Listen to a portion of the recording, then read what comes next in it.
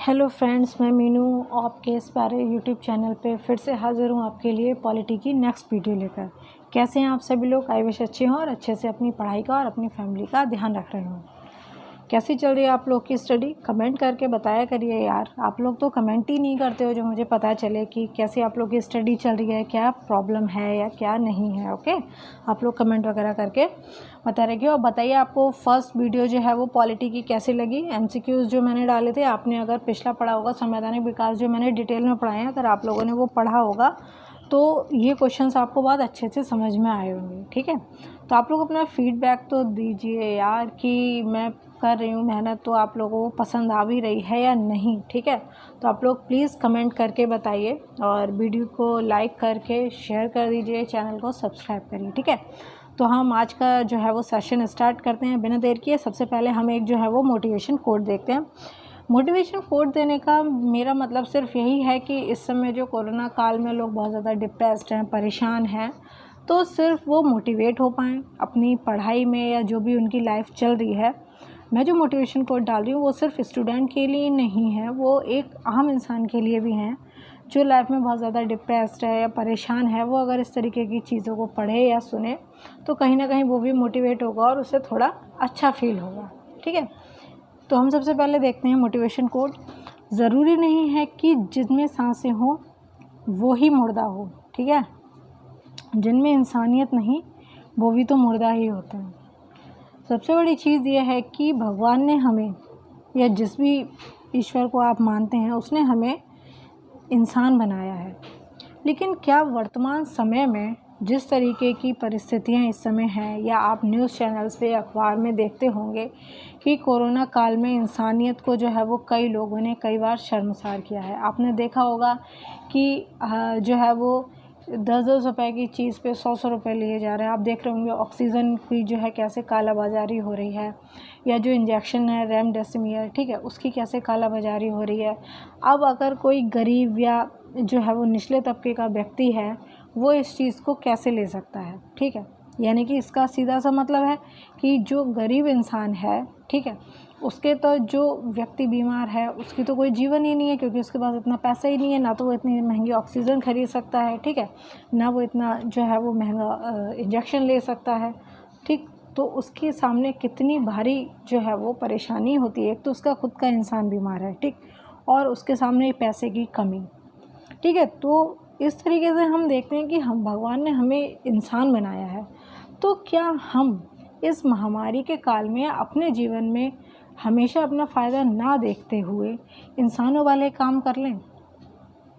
भगवान ने इंसान बनाया तो इसलिए बनाया कि एक दूसरे की हेल्प कर पाओ, जिससे हम लोग आगे बढ़ पाएँ साथ साथ। ठीक है, एक दूसरे, क्योंकि जानवर तो हैं, वो तो ईश्वर की बनाई एक और जो है वो जीव है, लेकिन वो भी आजकल एकजुट होकर ज़्यादा रह लेते हैं इंसानों की अपेक्षा।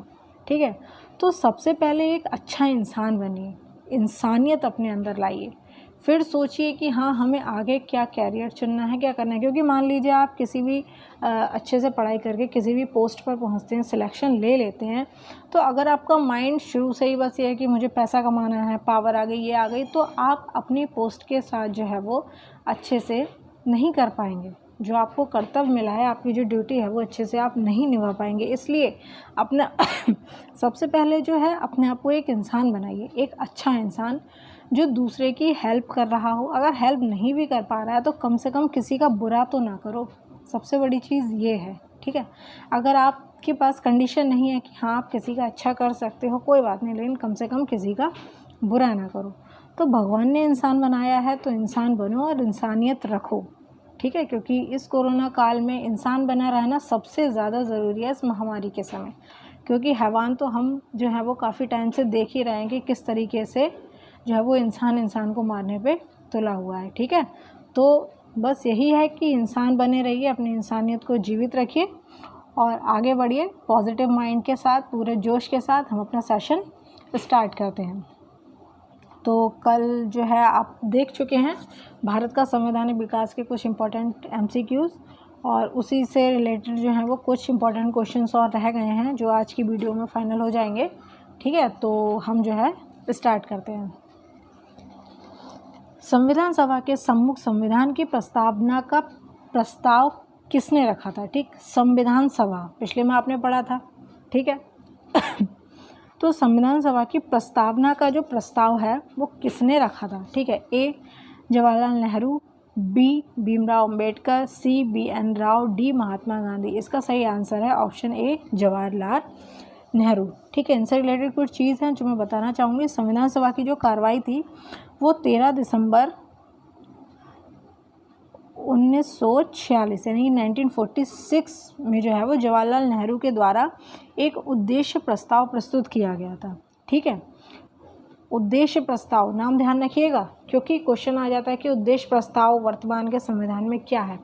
तो वो उद्देश्य प्रस्ताव ही वर्तमान में जो हमारा संविधान है उसमें प्रस्तावना के रूप में शामिल हुआ था।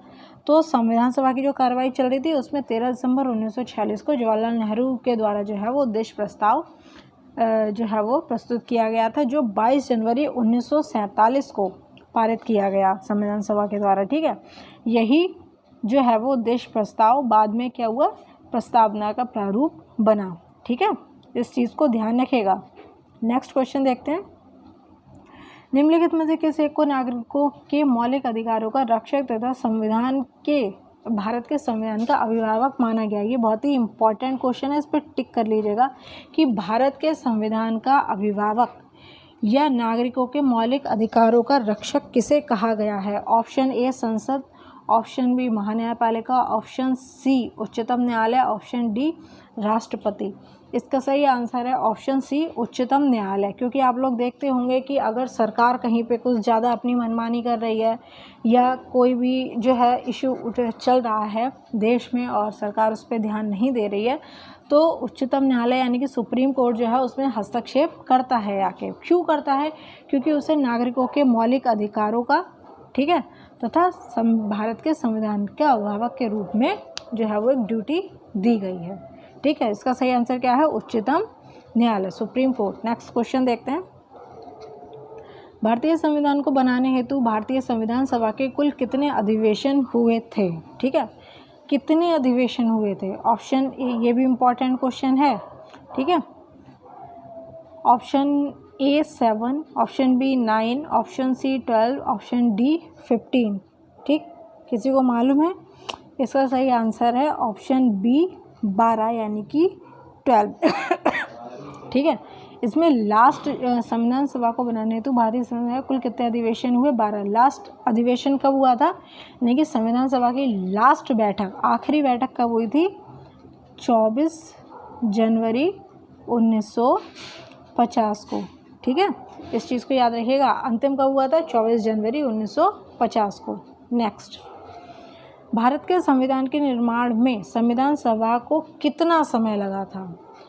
ऑप्शन ए 2 साल 11 महीने 18 दिन, ऑप्शन बी 2 वर्ष 7 माह 23 दिन, ऑप्शन सी 3 वर्ष 4 माह 14 दिन, ऑप्शन डी 3 वर्ष 11 माह 5 दिन। इसको जब मैंने आपको संवैधानिक विकास डिटेल में पढ़ाया है तब भी उसमें मैंने आपको बताया था। ठीक है, इसका सही आंसर है ऑप्शन ए 2 वर्ष 11 महीने 18 दिन। ठीक है, कुल कितने अधिवेशन हुए थे? 12। कितना समय लगा था हमारे संविधान बनने में? 2 साल 11 महीने 18 दिन। लास्ट अधिवेशन कब हुआ था? 24 जनवरी 1950 को। देखो, मैं आपके क्वेश्चन को जो है ना रिवाइज भी कराती चल रही हूँ साथ में। नेक्स्ट क्वेश्चन देखते हैं। भारतीय संविधान सभा की प्रारूप समिति के अध्यक्ष कौन थे? सबसे बड़ी बात। ठीक है, ये क्वेश्चंस बहुत बार आया है और कई जो है एग्ज़ाम में आके कभी कभी इस पर विवाद भी, जो ऑप्शन गलत दे दिए आयोग वगैरह के द्वारा, तो विवाद भी रहा है। ठीक है, तो इसको भी हम लोग देखते हैं। प्रारूप समिति का अध्यक्ष कौन था? ठीक है, option A doctor Rajendra Prasad, option B Jawaharlal Nehru, option C Bhimrao Ambedkar, option D Purushottam Das Tandon. ठीक है, किसी को इस बारे में पता है? कमेंट करके बताइए आप लोग। इसका सही आंसर है ऑप्शन सी भीमराव अंबेडकर। प्रारूप समिति, ड्राफ्टिंग कमेटी। ठीक है, संविधान सभा जो थी, ठीक है, संविधान सभा के अध्यक्ष कौन थे? आपके राजेंद्र प्रसाद थे। ठीक, और संविधान सभा की प्रारूप समिति के अध्यक्ष कौन थे? डॉक्टर भीमराव अंबेडकर। इसे ड्राफ्टिंग कमेटी भी कहते हैं। ठीक है, इस चीज़ को ध्यान रखिएगा, कंफ्यूज नहीं होइएगा। ठीक है, नेक्स्ट क्वेश्चन देखते हैं। Doctor B R. अम्बेडकर की अध्यक्षता में संविधान सभा की प्रारूप समिति में कितने अन्य सदस्य थे? Option A 7, option B 6, option C 5, option D 4।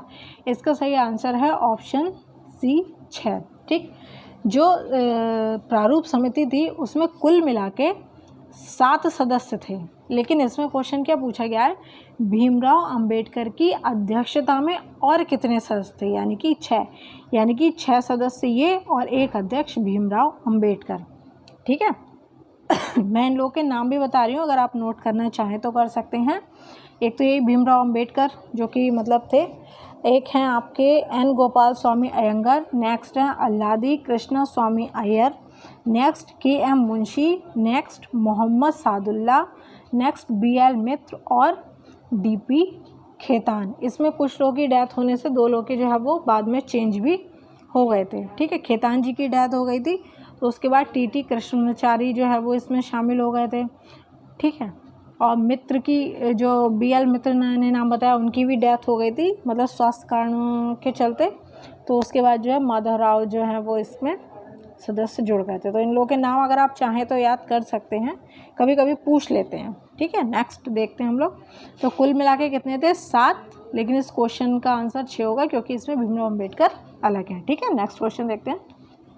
संविधान सभा के सदस्यों का चुनाव कैसे हुआ था? ऑप्शन ए सीधे जनता द्वारा, ऑप्शन बी भारतीय राष्ट्रीय कांग्रेस के नामांकन द्वारा, ऑप्शन सी भारतीय राज्यों के शासकों के नामांकन द्वारा, ऑप्शन डी प्रांतीय सभाओं द्वारा।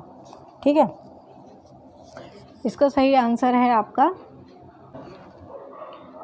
डी, प्रांतीय सभाओं द्वारा। ठीक है, जो प्रांत से सभाएं थी उनसे चुन कर गए थे। ठीक है, नेक्स्ट देखते हैं अब हम लोग। संविधान सभा के चुने हुए स्थायी अध्यक्ष कौन थे? संविधान सभा के, अब देखिए आ गया क्वेश्चन, संविधान सभा के स्थायी अध्यक्ष। Option A B R. Ambedkar, option B doctor Sachchidanand Sinha, option C doctor Rajendra Prasad, option D S Radhakrishnan. इसका सही आंसर है डॉक्टर राजेंद्र प्रसाद, यानी कि ऑप्शन सी। एक क्वेश्चन ये भी है कि संविधान सभा के प्रथम जो है वो मतलब अस्थाई अध्यक्ष कौन थे? वो थे डॉक्टर सच्चिदानंद सिन्हा। ठीक है, जब संविधान सभा की पहली बैठक हुई थी उसमें अस्थाई रूप से डॉक्टर सच्चिदानंद सिन्हा को जो है वो अध्यक्ष चुन लिया गया था, लेकिन बाद में जो है वो स्थायी अध्यक्ष बने थे डॉक्टर राजेंद्र प्रसाद। ठीक है, नेक्स्ट देखते हैं। भारतीय संविधान सभा की स्थापना की गई थी 10 जून 1946 को, 9 दिसंबर 1946 को, 26 जनवरी 1949 को, 26 दिसंबर 1949 को। संविधान सभा की स्थापना कब हुई? ऑप्शन बी 9 दिसंबर 1946 को, यानी कि संविधान सभा का प्रथम अधिवेशन कब हुआ? 9 दिसंबर 1946 को। ठीक है, नेक्स्ट क्वेश्चन देखते हैं हम। संविधान सभा की प्रथम बैठक की अध्यक्षता किसने की थी? अब देखो क्वेश्चन आ गया, अभी मैं आपको बता रही थी अस्थाई और स्थाई, इस चीज़ का ध्यान रखिएगा क्योंकि इसके द्वारा ही जो है वो क्वेश्चन में कंफ्यूज किया जाता है। ठीक है, उसमें अस्थाई स्थाई नहीं देंगे, इस तरीके से जो है वो काफ़ी क्वेश्चंस पे विवाद भी हो चुके हैं। तो लेकिन इसमें इन्होंने ये लिखा है कि प्रथम बैठक की अध्यक्षता किसने की? डॉक्टर राजेंद्र प्रसाद, भीमराव अम्बेडकर, सच्चिदानंद सिन्हा या मौलाना अबुल कलाम आज़ाद। ठीक है, इसका सही आंसर क्या होगा आप लोग कमेंट करके बताइए। इसका आंसर है option C doctor Sachchidanand Sinha, क्योंकि ये अस्थायी अध्यक्ष के रूप में प्रथम जो बैठक हुई थी उसकी अध्यक्षता इन्होंने की थी। ठीक है, लेकिन स्थायी अध्यक्ष कौन बने थे? वो थे हमारे राजेंद्र प्रसाद। अब यह प्रथम बैठक की अध्यक्षता किसने की थी? डॉक्टर सच्चिदानंद सिन्हा ने। ठीक है, भारतीय संविधान सभा में कुल कितनी महिलाएं जो थी वो सदस्य थी? Option A 15, option B 13, option C 12, option D 10। ठीक है, बताइए भाई। इसका सही आंसर है ऑप्शन ए 15, यानी कि भारतीय संविधान सभा में कुल कितनी महिलाएं सदस्य थी? 15। इन लोगों के नाम याद करने की ज़रूरत नहीं है, बस जो है वो ये पता होना चाहिए कि हाँ कितनी थी। ठीक है, संविधान सभा द्वारा भारतीय संविधान को स्वीकृत किया गया था, मतलब संविधान जब पूरा बन गया, ठीक है, तो संविधान सभा ने उसे कब स्वीकृत किया?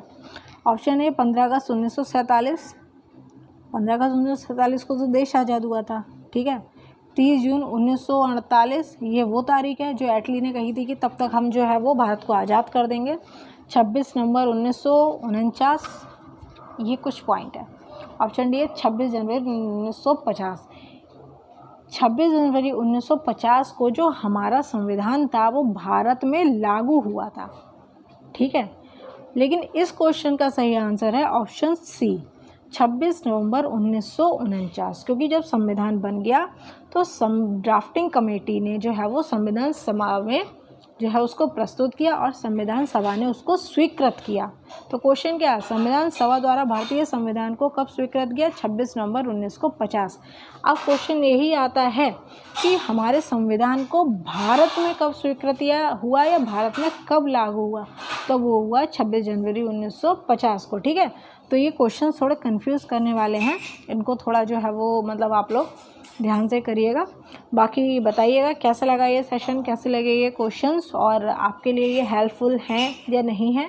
आप लोग जब स्टडी कर लें तो उसके बाद जो भी टॉपिक पढ़ रहे हैं उसको पढ़ने के बाद उससे रिलेटेड MCQs जो है ना वो ज़रूर सॉल्व किया करिए, जिससे क्या है कि हमें पता लगता रहता ना कि हमने कितनी स्टडी कर ली, वो कितनी पॉजिटिव वे में चल रही है, नेगेटिव वे में चल रही है।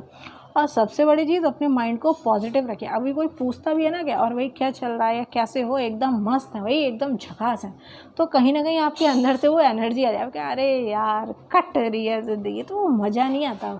जो आपकी फीलिंग्स होती हैं वो भी डाउन हो जाती हैं, ठीक है, माइंड भी थोड़ा डाउन हो जाता है। तो इसलिए एकदम पूरे जोश के साथ किया करिए, सामने वाले को भी लगेगा हाँ यार बंदा बड़े अच्छे से पढ़ाई कर रहा है, मुझे भी करना चाहिए, ठीक है। तो इसलिए पूरे जोश के साथ पॉजिटिविटी के साथ अच्छे से पढ़ाई करिए, ठीक है। और अब वैकेंसी आनी शुरू हो गई है, फॉर्म भी भरे जा रहे हैं। और हाँ एक बात और, UPSI की जो है उसमें एज लिमिट जो है उसमें बढ़ा दी गई है, उससे रिलेटेड जो है इन्फॉर्मेशन मैं आप लोगों को देखिए कल देती हूँ, ठीक है। बाकी अपना ख्याल रखिए, अपनी फैमिली का ख्याल रखिए, सुरक्षित रहिए, मास्क वगैरह सब जो है वो यूज़ करते रहिए, लापरवाही ना करें, ठीक है।